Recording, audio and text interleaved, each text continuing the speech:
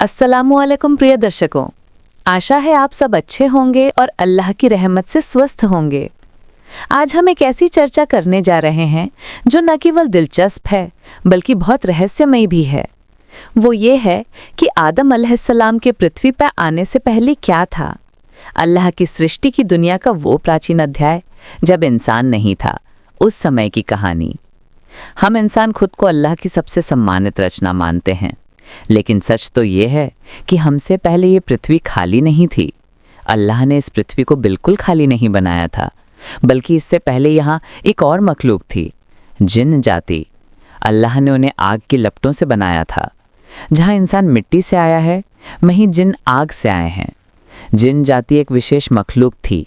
उनके पास भी स्वतंत्र इच्छा शक्ति थी। वे इबादत भी कर सकते थे और अवज्ञा भी कर सकते थे। ठीक हमारी तरह वे भी परीक्षा के लिए बनाए गए थे। प्राचीन कहानियों से पता चलता है कि जिन हजारों वर्षों तक पृथ्वी पर रहते थे, शुरुआत में वे अल्लाह की इबादत करते थे, उनके आदेशों का पालन करते थे। लेकिन समय के साथ वे धीरे धीरे अवज्ञाकारी हो गए। उन्होंने दुनिया में अशांति फैलाई, आपस में युद्ध शुरू कर दिया, एक दूसरे को मारने लगे। ऐसी स्थिति में पृथ्वी रक्तपात और अव्यवस्था से भर गई। तब अल्लाह ने फरिश्तों को उन्हें दंडित करने के लिए भेजा। फरिश्तों ने आकर जिन जाति के खिलाफ युद्ध किया और उन्हें दबा दिया। कई मारे गए और एक समूह दूर दराज के क्षेत्रों, समुद्र के द्वीपों या सुनसान जगहों पर भाग गया। यही घटना इस बात का संकेत देती है कि फरिश्तों ने अल्लाह से क्यों कहा था कि क्या आप किसी ऐसे को बनाएंगे जो पृथ्वी पर अशांति फैलाएगा और खून बहाएगा। उन्होंने जिन जाति के इतिहास से ये धारणा बनाई थी, लेकिन अल्लाह ने जवाब दिया, मैं जो जानता हूं वो तुम नहीं जानते। इसका मतलब ये था कि इंसान के निर्माण के पीछे ऐसा रहस्य था जिसे फरिश्ते समझ नहीं पा रहे थे। इंसान एक ऐसी रचना होगी जिसमें ज्ञान, बुद्धि और प्रतिनिधित्व करने की क्षमता होगी। प्रिय दर्शकों, इस तरह हम जानते हैं कि पृथ्वी पर आदम अलैहिस्सलाम के आगमन से पहले जिन जाति थी जो अवज्ञाकारी हो गई थी। इसके बाद अल्लाह ने पृथ्वी पर एक नया प्रतिनिधि भेजने की घोषणा की। अल्लाह ताला ने फरिश्तों से कहा कि मैं पृथ्वी पर एक खलीफा बनाने जा रहा हूँ। ये घोषणा ब्रह्मांड के इतिहास में एक अनूठा क्षण था। फरिश्तों ने तब सवाल किया कि ऐ हमारे रब, क्या आप किसी ऐसे को बनाएंगे जो वहाँ अशांति पैदा करेगा और खून बहाएगा, जबकि हम तो आपकी प्रशंसा करते हैं, आपकी पवित्रता का गुणगान करते हैं। फरिश्तों का ये सवाल वास्तव में उनकी जिज्ञासा थी, आपत्ति नहीं, क्योंकि वे पहले से ही जिन जाति का इतिहास जानते थे। उन्होंने सोचा था कि शायद इंसान भी उसी तरह अवज्ञाकारी होकर पृथ्वी को खून से भर देगा। अल्लाह ने तब जवाब दिया, मैं जो जानता हूं वो तुम नहीं जानते। इस उत्तर में गहरा रहस्य है। इंसान के निर्माण का उद्देश्य फरिश्तों के सीमित ज्ञान से परे था। इंसान ज्ञानी, कृत्रिम और अल्लाह का प्रतिनिधि होगा। उसके भीतर ज्ञान प्राप्त करने की क्षमता, अच्छे और बुरे के बीच चुनाव करने की शक्ति और अल्लाह की इबादत करने के साथ साथ पृथ्वी का प्रबंधन करने की भी जिम्मेदारी होगी। की मिट्टी इसके बाद अल्लाह ने सफ़ेद, काली, लाल, पीली, जो इंसानों की विभिन्न जातियों और प्रकृतियों का प्रतीक है। अल्लाह ने उस मिट्टी से एक आकार बनाया। आदम अलैहिस्सलाम का शरीर बनने के बाद वो आकार कई वर्षों तक पड़ा रहा। जिन और शैतान तब उस शरीर को देखकर हैरान होते थे। खासकर इब्लीस, जो उस समय इबादत में बहुत सक्रिय था, आकर उस शरीर को थपथपाता और ये समझना चाहता था कि ये नई रचना क्या होने वाली है। उसके मन में अहंकार पैदा हो गया। जब अल्लाह ने आदम अलैहिस्सलाम के शरीर में रूह फूकी तो वे जीवित उठे। उन्होंने अपनी आंखें खोली, चारों ओर देखा और चलना फिरना शुरू कर दिया। अल्लाह ने उन्हें सीधे शिक्षा दी।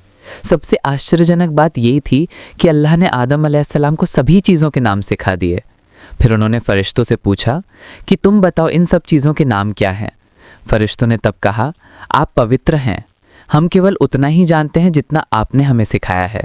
फिर अल्लाह ने आदम अलैहिस्सलाम से कहा कि तुम उन्हें बताओ। आदम अलैहिस्सलाम ने सभी नाम बता दिए।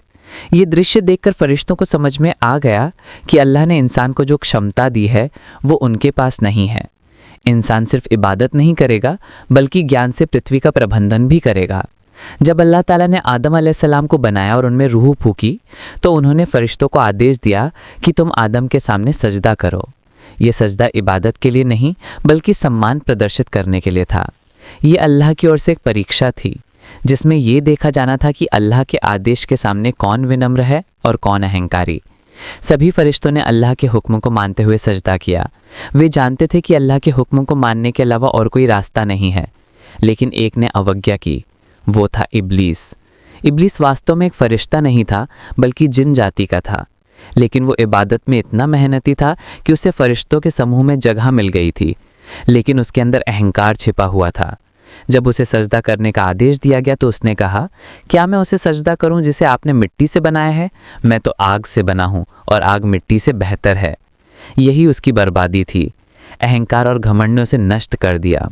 अल्लाह ने उसे डांटते हुए कहा, तुम यहाँ से उतर जाओ, तुम यहाँ अहंकार करने के लायक नहीं हो, निकल जाओ, तुम निश्चित रूप से शापित हो।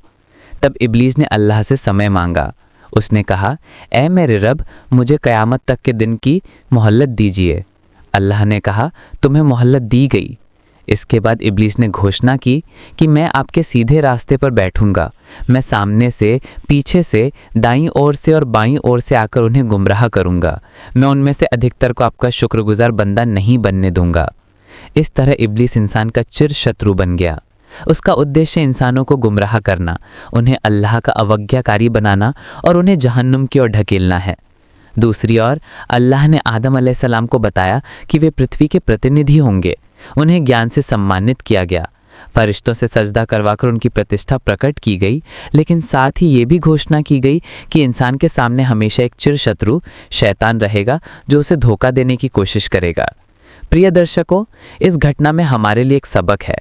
अहंकार इंसान को नष्ट कर देता है, उसे अल्लाह के आदेशों का पालन करने से रोकता है। इब्लीस की तरह, जिसने कई वर्षों तक अल्लाह की इबादत की थी, उसका सब कुछ एक पल के अहंकार में नष्ट हो गया। अल्लाह ताला ने आदम अलैहिस्सलाम को जन्नत में स्थान दिया। जन्नत के बागों, फलों, शांति और सुकून से भरे माहौल में वे रहे, लेकिन अकेले होने के कारण उनमें एक तरह का खालीपन था। अल्लाह ने इंसान को एक सामाजिक प्राणी के रूप में बनाया है, इसलिए उसे एक साथी की ज़रूरत थी।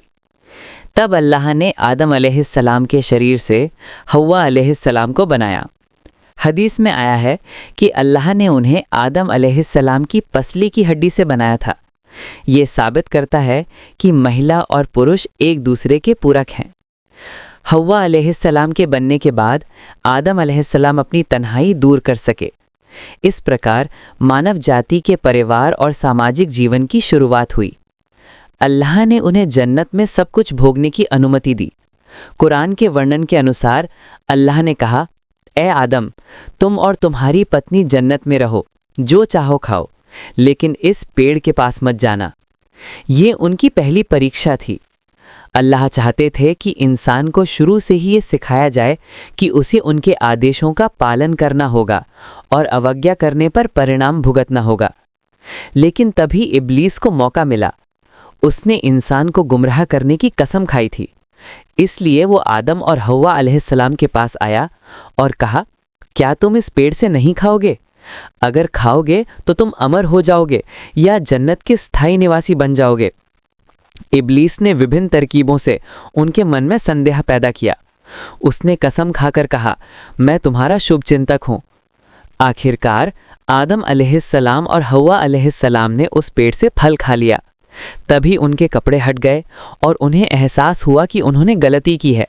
उन्होंने तुरंत पश्चाताप किया और अल्लाह से दुआ की, ए हमारे रब, हमने अपने ऊपर जुल्म किया है।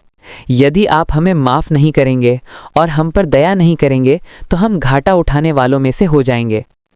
अल्लाह ने उनकी तौबा कबूल कर ली, लेकिन सबक सिखाने और पृथ्वी पर खलीफा की जिम्मेदारी निभाने के लिए अल्लाह ने कहा, तुम सब पृथ्वी पर उतर जाओ, वहां तुम्हारे लिए कुछ समय के लिए निवास और आजीविका होगी। आदम अलैहिस्सलाम और हव्वा अलैहिस्सलाम के पृथ्वी पर उतरने से ही मानव इतिहास की वास्तविक शुरुआत हुई। पृथ्वी तब खाली थी। अल्लाह ने उन्हें सिखाया कि कैसे जीवन जीना है, कैसे खेती करनी है, कैसे कपड़े पहनने हैं। उन्होंने इंसान को सिर्फ खलीफा नहीं बनाया, बल्कि उसे ज्ञान और विवेक भी दिया ताकि पृथ्वी। इतिहास की सबसे चर्चित घटना आदम अलैहिस्सलाम के दो बेटों हाबील और काबील की कहानी है। हाबील धर्मपरायण, विनम्र और अल्लाह के प्रति आज्ञाकारी थे, वहीं काबिल अहंकारी और इशरालू था। जब अल्लाह को कुर्बानी देने का आदेश आया तो हाबील ने एक उत्तम पशु की कुर्बानी दी, जबकि काबिल ने दोषपूर्ण फसल की। अल्लाह ने हाबील की कुर्बानी स्वीकार कर ली, लेकिन काबिल की अस्वीकार कर दी। इससे काबिल के मन में ईर्ष्या और क्रोध पैदा हुआ। उसने हाबील को मारने की योजना बनाई। इतिहास में पहली हत्या हुई। कुरान के वर्णन के अनुसार हाबील ने काबिल से कहा था, अगर तुम मुझे मारने के लिए हाथ बढ़ाओगे तो भी मैं तुम्हें नहीं मारूंगा, मैं अल्लाह से डरता हूं। लेकिन काबिल ने उस डर को नहीं माना। उसने अपने भाई को मार डाला। इस प्रकार मानव इतिहास में पृथ्वी पर पहला रक्तपात हुआ।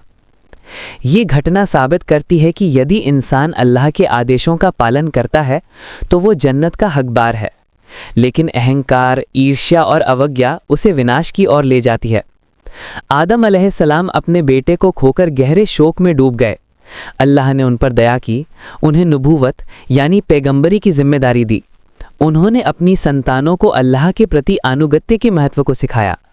अल्लाह ने आदम अलैहिस्सलाम महीनों तक पृथ्वी पर रहे। हदीस के अनुसार उनकी आयु 1000 वर्ष थी। जीवन के अंत में उन्होंने इस दुनिया से विदा ली। फरिश्ते जन्नत से कफन लेकर आए और उन्हें दफनाया। पृथ्वी पर यह पहला जनाजा और दफन की प्रथा थी। प्रिय दर्शकों, इस प्रकार मानव जाति के इतिहास की शुरुआत हुई। अल्लाह ने इंसान को पृथ्वी पर खलीफा के रूप में भेजा, उसे ज्ञान दिया, इबादत की जिम्मेदारी दी और उसे परीक्षा के मैदान में खड़ा किया। इंसान से पहले पृथ्वी पर जिन जाति थी जिसने अशांति पैदा की थी, लेकिन इंसान के अंदर ऐसी क्षमता है जो उसे अल्लाह का विशेष प्रतिनिधि बनाती है। हालांकि उसका एक शत्रु भी है, शैतान, जो हमेशा उसे गुमराह करने की कोशिश करेगा। ये कहानी हमें सिखाती है कि इंसान को अहंकार और ईर्ष्या से दूर रहना चाहिए, अल्लाह के आदेशों का पालन करना चाहिए और पृथ्वी पर शांति स्थापित करनी चाहिए। यही इंसान की असली जिम्मेदारी है। प्रिय दर्शकों, इसी के साथ हमारा ये वीडियो समाप्त होता है। आदम अलैहिस्सलाम के पृथ्वी पर आगमन से पहले क्या था और मानव जाति की शुरुआत कैसे हुई। आशा है कि आपको इस चर्चा से बहुत कुछ जानने को मिला होगा। अल्लाह हम सभी को सत्य के मार्ग पर चलने की तौफीक दे। अस्सलामु अलैकुम।